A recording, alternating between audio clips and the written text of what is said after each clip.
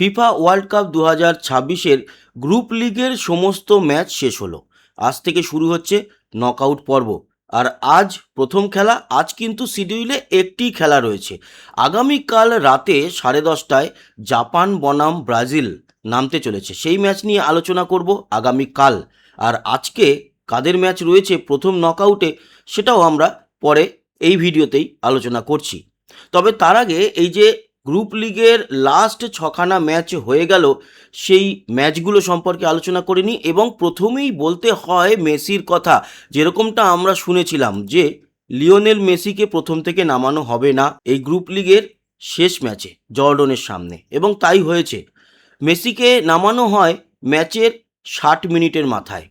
তারপরে 80 মিনিটে Lionel Messi একটি গোল করে। হ্যাঁ, আগের দিন পেনাল্টি মিস করেছিল, কিন্তু আজকে ফ্রি কিক থেকে অনবদ্য গোল করেছে। জর্ডনের একটি প্লেয়ার বক্সের ঠিক বাইরে মেসিকে একটা ট্র্যাকেল করতে যায়, আর তার ফলে ফাউল করে বসে। ফ্রি কিক দেওয়া হয়, সেই ফ্রি কিক তোলে মেসি নিজেই, এবং গোলকিপারকে দাঁড় করিয়ে রেখে বল জালে জড়িয়ে দিয়েছে। আর এই গোলের সুবাদে লিওনেল মেসি বিশ্বকাপে টানা 7খানা ম্যাচে গোল করলো। মানে এই বিশ্বকাপের 3টে ম্যাচ এবং গত বিশ্বকাপের লাস্ট যে 4টে ম্যাচ ফাইনাল নিয়ে সবকটাতেই গোল করেছে। 7খানা ম্যাচে পরপর গোল করা, এরকমটা কিন্তু এখনো পর্যন্ত বিশ্বকাপে আর কোনো প্লেয়ার করতে পারেনি। আর এর সাথে সাথে লিওনেল মেসির ব্যক্তিগত গোল দাঁড়ালো বিশ্বকাপে 19খানা। আর এই বিশ্বকাপে 2026-এ 6খানা। এই মুহূর্তে 1 নম্বর গোলদাতা হিসাবে মেসি কিন্তু এগিয়ে রয়েছে। এই ম্যাচের আরও স্ট্যাটস নিয়ে আলোচনা করব। তার আগে বলে রাখি, আর একজন কিংবদন্তির প্লেয়ারের ম্যাচ ছিল। রোনাল্ডো কলম্বিয়ার বিরুদ্ধে নেমেছিল, কিন্তু একটি গোলও করতে পারেনি। না পেরেছে কলম্বিয়া, না পেরেছে পর্তুগাল। পর্তুগাল এক প্রকার এই যে কলম্বিয়ার ডিফেন্সের একটা চক্রব্যূহ, সেখানেই আটকে গেছে। বারবার তারা আক্রমণ চালিয়েছে, কিন্তু বিপক্ষের বক্সের কাছে এসে পা থেকে বল ছিটকে গেছে, না হলে দিশাহীন শট, আর না হলে সরাসরি গোলকিপারের কাছে পরাস্ত হয়েছে। রোনাল্ডো সেরকমভাবে কিছু করতে পারেনি গতকালকের ম্যাচে। এবং আগামী বা পরের যে ম্যাচ নকআউটে, এই ড্রয়ের সুবাদে পৌঁছে তো গেছে তারা আগেই, কিন্তু এই ড্রয়ের সুবাদে তাদের প্রতিপক্ষ হতে চলেছে ক্রোয়েশিয়া। আর ধারে ভারে ক্রোয়েশিয়া কিন্তু বিপজ্জনক টিম। অনেক সহজ প্রতিপক্ষ পেতে পারতো, সেটা হলো না। যাই হোক, বিশ্বকাপে সবই এখন প্রতিপক্ষ কঠিনই হবে, যেহেতু নকআউট পর্যায় শুরু হলো। তবে আরেকজন কিংবদন্তি, তার নাম হ্যারি কেন। ইংল্যান্ডের খেলা ছিল, সেখানে পানামাকে 2-0 গোলে হারিয়েছে। তার মধ্যে একটি গোল অবশ্য হ্যারি কেন করেছে। হ্যারি কেনের এখনো পর্যন্ত 3খানা গোল হলো এই বিশ্বকাপে। একটি ম্যাচে জোড়া গোল করেছিল, আর এই ম্যাচে একটি গোল করলো। তো 3টে এখনো পর্যন্ত হিসাবে। যদি কিছু ভুল করি বলে দেবেন, যতটা আমার মনে পড়লো জানালাম। তো কিংবদন্তিদের নিয়ে তো আলোচনা হলো, ম্যাচগুলো নিয়েও আলোচনা হলো। এবার আমরা চলে আসি এই যে ম্যাচগুলো হয়েছে তার স্ট্যাটসে। প্রথমেই যে ম্যাচটি হয়েছে, বা দুটো ম্যাচ একসঙ্গে হয়েছে, সেই ম্যাচ হচ্ছে কি পানামা বনাম ইংল্যান্ড, যেটা নিয়ে আমরা আলোচনা এইমাত্রই করছিলাম। পানামা কিন্তু কোনো গোল করতে পারেনি, আর ইংল্যান্ড দুটো গোল করেছে। প্রথম দিকে প্রায় ম্যাচের 60 মিনিট, প্রথম হাফে তো কোনো গোল করতে পারেনি। ইংল্যান্ডের ফুটবল দেখে খুব ছন্নছাড়া লাগছিল। তারপরে অবশ্য দুটো গোল আসে পরপর। একটি আসে ম্যাচের 62 মিনিটে, সেই গোলটি করেছে জুড বেলিংহাম, এবং পরের গোলটি 67 মিনিটে হ্যারি কেনের পা থেকে আসে। স্ট্যাটস কি বলছে? স্ট্যাটস বলছে যে শটস সহ সমস্ত কিছুতেই ইংল্যান্ড এগিয়েছিল। বল পজিশন 68%, পাসেস খেলেছে 533, পাস অ্যাকুরেসি 90, ফাউল দুদলই করেছে, 16টা পানামা, 13টা ইংল্যান্ড। সব মিলিয়ে দেখা যাচ্ছে যে এখানে ইংল্যান্ড এই স্ট্যাটস অনুযায়ী এগিয়ে। আর এই গ্রুপ থেকে কিন্তু 3টে দল পৌঁছেছে নকআউটে, ইংল্যান্ড, ক্রোয়েশিয়া এবং ঘানা। আর এই ক্রোয়েশিয়ারই মুখোমুখি হবে পর্তুগাল। সেই ডেট তো পরে আছে, আমরা সেগুলো নিয়ে পরে আলোচনা করব, বা অন্য দিন আলোচনা করব। এর সঙ্গে সঙ্গে এই যে ম্যাচটা ছিল, সেটাই ছিল ওই গ্রুপেরই, ক্রোয়েশিয়া বনাম ঘানা, গ্রুপ এলের। সেখানে ক্রোয়েশিয়া কিন্তু 2-1 ঘানাকে হারিয়েছে। এই ম্যাচটাও খুব উপভোগ্য হয়েছে। পিটার সুসিক সে 31 মিনিটে প্রথম গোলটি করে। দ্বিতীয় গোল অবশ্য ঘানার তরফ থেকে আসে ডেরিক লুকাসিন 73 মিনিটে, এবং 83 মিনিটে নিকোলা ভ্লাসিক যে গোলটি করে তার ফলে 2-1 দাঁড়িয়ে যায় এবং ক্রোয়েশিয়া কিন্তু জয়লাভ করে ঘানাকে হারিয়ে। আগেই তো তারা পৌঁছে গিয়েছিল নকআউটে এবং ঘানা পৌঁছে গেছে নকআউটে। এই যে স্ট্যাটস, এখানে যদি আমরা দেখি তাহলে মোটামুটি বলা যেতে পারে 40-60 কাছাকাছি বা 45-55 হচ্ছে দুই দলের পজিশন দেখা যাচ্ছে, মানে খেলার দিক থেকে। 8খানা শটস নিয়েছে হচ্ছে গিয়ে ক্রোয়েশিয়া, 6খানা নিয়েছে হচ্ছে ঘানা। এইরকম শটস অন টার্গেট 4টে বেশি আছে ক্রোয়েশিয়ার, ঘানার একটা। বল পজিশন 53, ক্রোয়েশিয়া 47 ঘানার। ওভারঅল দেখতে গেলে মোটামুটি খেলাটা তুল্যমূল্য বিচারে ভালোই হয়েছে। এই গ্রুপের কথা তো বললাম, পানামা বাদ দিয়ে বাকি 3টে দলই পৌঁছে গেছে নকআউট স্টেজে। এর পরে যে দুটো ম্যাচ একসাথে ছিল সেখানে ওই কলম্বিয়া আর পর্তুগাল কেউ কোনো গোল করতে পারেনি। একটা কলম্বিয়া পুরো জাল বিছিয়ে দিয়েছিল তাদের যে পেনাল্টি বক্স, সেখানে সেই জাল বা চক্রব্যূহ ভাঙতেই পারেনি পর্তুগাল। রোনাল্ডো কিচ্ছু করতে পারেনি, দাঁড় করিয়ে রেখেছিল প্রায়। এই ম্যাচের যদি স্ট্যাটস আমরা চেক করি তাহলে দেখুন এখানে কিন্তু কলম্বিয়া 26খানা শটস নিয়েছে, 13টা মাত্র পর্তুগাল। শটস অন টার্গেট 6টা কলম্বিয়া, 2টো পর্তুগাল। বল পজিশন কলম্বিয়ার 55, পর্তুগালের 45। তারপরে পাস 525, 423। পাস অ্যাকুরেসি অবশ্য বেটার পর্তুগাল, আর খুব একটা পিছিয়ে নেই কলম্বিয়াও, 91 আর 93। সব মিলিয়ে দেখতে গেলে এই ম্যাচটা দুদলই লড়েছে এবং ওই ফলাফল যেটা দাঁড়িয়েছে 0-0 ড্র। তবে তাতে খুব একটা এফেক্ট পড়েনি। কলম্বিয়া এবং পর্তুগাল দুটো দলই পরের রাউন্ডে চলে গেছে এবং এই যে গ্রুপ কে, এই গ্রুপ থেকে ডিআর কঙ্গোও কিন্তু পৌঁছে গেছে নকআউটে। এই গ্রুপ থেকে আউট হয়ে গেছে উজবেকিস্তান। এর সাথে সাথে আরও একটি ম্যাচ ছিল, সেই ম্যাচটি ছিল ওই ডিআর কঙ্গো আর উজবেকিস্তানের। উজবেকিস্তান তো এই বিশ্বকাপকে বিদায় জানালো। ডিআর কঙ্গো 3 গোল দিয়েছে, উজবেকিস্তান 1টা গোল শোধ করেছে।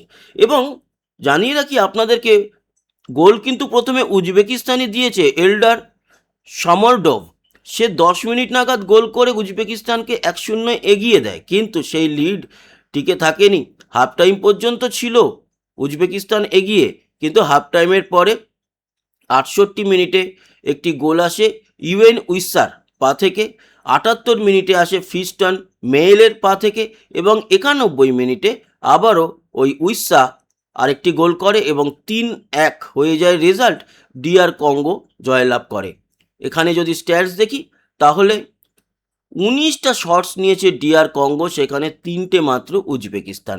শটস অন টার্গেটও এগিয়ে আছে 4 এবং 1। বল পজিশনে 58 ডিআর কঙ্গো এবং উজবেকিস্তান 42। সব দিক থেকে কিন্তু এখানে ডিআর কঙ্গো এগিয়ে রয়েছে। তবে উজবেকিস্তান আমাদের এশিয়ার দল হিসাবে আমরা দেখতে পাচ্ছি যে জাপান গেছে, কাল রাতেই খেলা আছে, সে তো কালকে আলোচনা করব। এই গ্রুপে তো আলোচনা করলাম, কলম্বিয়া পর্তুগাল, ডিআর কঙ্গো পৌঁছে গেছে, উজবেকিস্তান আউট হয়ে গেছে বিশ্বকাপ থেকে।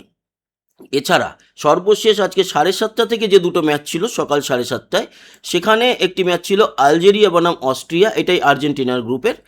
তো এই ম্যাচটি 3-3 গোলে শেষ হয়েছে। 3-3 গোলে শেষ হয়েছে এবং অস্ট্রিয়া আগেই পৌঁছে গিয়েছিল, বা অস্ট্রিয়া মাফ করবেন, পৌঁছে গেছে পরের রাউন্ডে। এই গ্রুপ থেকে আর্জেন্টিনা গ্রুপ চ্যাম্পিয়ন হয়েছে, 3টে ম্যাচে জিতেছে। অস্ট্রিয়া এখানে দ্বিতীয় হয়ে কিন্তু পৌঁছেছে, আর আলজেরিয়াও পৌঁছেছে ওই একই পয়েন্ট নিয়ে অস্ট্রিয়ার মতো। জর্ডন কোনো পয়েন্ট পায়নি, 3টে ম্যাচই হেরেছে তারা, এর ফলে তারা বিদায় জানিয়েছে বা তাদেরকে বিদায় জানিয়েছে এবারের বিশ্বকাপ। এই ম্যাচের যে গোল, সেই গোল আসে প্রথমে 28 মিনিটে মার্কোর পা থেকে, তারপরে 45 মিনিটে সেই গোল শোধ করে রফিক বেলঘালি। এরপরের গোল আসে 55 মিনিটে অস্ট্রিয়ার মার্কেল সাভিৎজারের পা থেকে 55 মিনিটে, এবং 60 মিনিটে রিয়াদ মাহারেজ গোল শোধ করে। 93 মিনিটে আলজেরিয়া আরেকটি গোল করে এগিয়ে যায় 3-2, কিন্তু সেই লিডটা বজায় রাখতে পারেনি, গোল শোধ করে দেয় সাসা 96 মিনিটে, এবং ম্যাচ শেষ হয় 3-3 ড্র। এখানে যদি সব কিছু বিচার বিশ্লেষণ করা হয় স্ট্যাটসে, তাহলে বল পজিশন 60 এবং 40, তার মানে মোটামুটি কিছুটা এগিয়ে ছিল কিন্তু এখানে আলজেরিয়া, তবে ম্যাচ শেষ হয়েছে ড্রয়ে।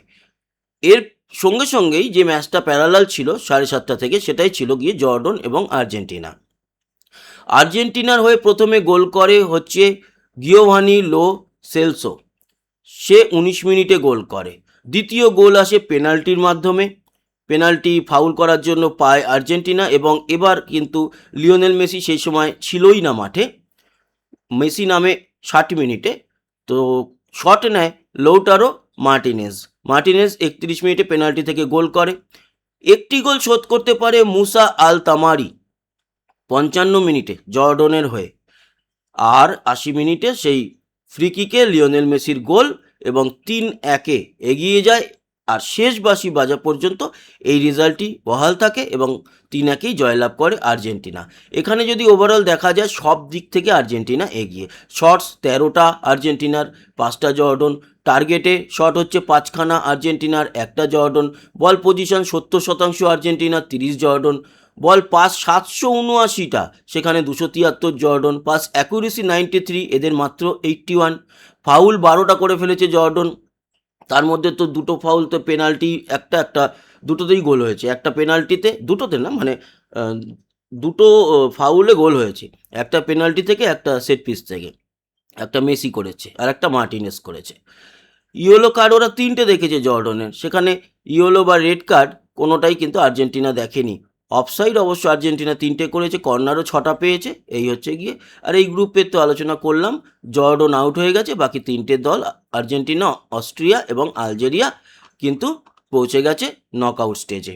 আজকের যে ম্যাচটি রয়েছে, সেই ম্যাচটি হচ্ছে আজকের যে শিডিউল বলা যেতে পারে রাত্রি 12:30টায়, আমাদের ইন্ডিয়ান শিডিউল অনুযায়ী আজকে একটি ম্যাচ রয়েছে, আর কালকে আবার 10:30 রাত্রির সেখানে ব্রাজিল জাপান রয়েছে। তো আজকের যেই ম্যাচ, সেটা সাউথ আফ্রিকা বনাম কানাডা, এটা ফার্স্ট নকআউট। এখানে কানাডাই জিতবে মনে হচ্ছে সাউথ আফ্রিকাকে হারিয়ে, তবে সাউথ আফ্রিকা কিন্তু সাউথ কোরিয়াকে হারিয়ে এই নকআউট স্টেজে উঠে এসেছে। উইন প্রবাবিলিটি সেরকমই বলছে যে সাউথ আফ্রিকার 18% জেতার চান্স, এবং 26% হচ্ছে বলছে ড্র নয়, এখানে তো আর ড্র হবে না, তাই না? এটা যেহেতু নকআউট, ফলে এখানে ড্র বলে কিছু নেই, টাইব্রেকার হতেই হবে, ম্যাচের একটা রেজাল্ট আনতেই হবে, কারণ যেহেতু নকআউট। তো সাউথ আফ্রিকার 18%, এক্সট্রা টাইমে এই ম্যাচ যেতে পারে সেটা মনে করছে 26%, আর কানাডার জেতার চান্স 56%। তো এই হচ্ছে গিয়ে আজকের যে ম্যাচগুলো ছিল এবং যে ম্যাচটি আসছে আপকামিং, সব নিয়ে আলোচনা। তো বন্ধুরা, কেমন লাগলো এই আলোচনা? আশা করি ভালো লেগেছে। যারা এখনও আমাদের এই চ্যানেলটি সাবস্ক্রাইব করেনি, সাবস্ক্রাইব করে আমাদের সঙ্গে জুড়ে থাকুন। ক্রিকেট সংক্রান্ত আলোচনা কিন্তু আমরা করে থাকি। আজকেই 2টো ম্যাচ রয়েছে ভারতের, একটি মেয়েদের রয়েছে সন্ধ্যে 7টা থেকে অস্ট্রেলিয়ার এগেনস্টে টি20 বিশ্বকাপের, এবং আরেকটি রয়েছে আয়ারল্যান্ডের এগেনস্টে আমাদের ভারতের ছেলেদের টি20 সিনিয়র দলের। এক সেই যে সিরিজটি, সেখানে 2টো ম্যাচের সিরিজে 1-0 ভারত পিছিয়ে আছে আয়ারল্যান্ডের কাছে। রাতে সেই সমস্ত বিষয় নিয়ে আলোচনা হবে আফটার ম্যাচ। আপাতত এইটুকুই। সবাই ভালো থাকবেন, সুস্থ থাকবেন, আবার দেখা হচ্ছে, ততক্ষণের মতো টাটা।